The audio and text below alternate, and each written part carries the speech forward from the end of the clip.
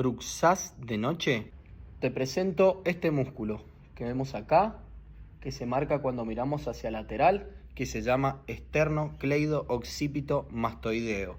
Tiene el nombre de sus inserciones. Lo que vamos a hacer es masajear el músculo con la mano contralateral, es decir, si vamos a trabajar sobre este lado, masajeamos del otro lado, cuando giramos se marca.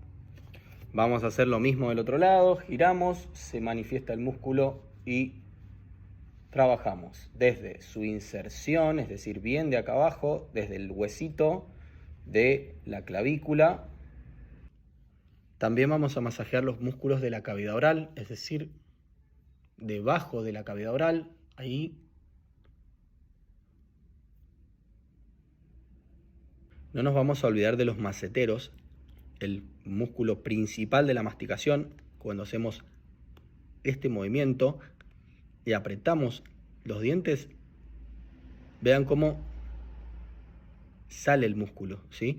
Una vez localizado ese músculo, vamos a aprovechar a masajear. Si está muy doloroso, masajeamos con el dedo índice a ambos lados. Podemos usar los 4 dedos, es mucho más abarcativo a nivel muscular, abarcamos más el vientre del macetero. De esta manera vamos a lograr descomprimir las zonas afectadas por el bruxismo.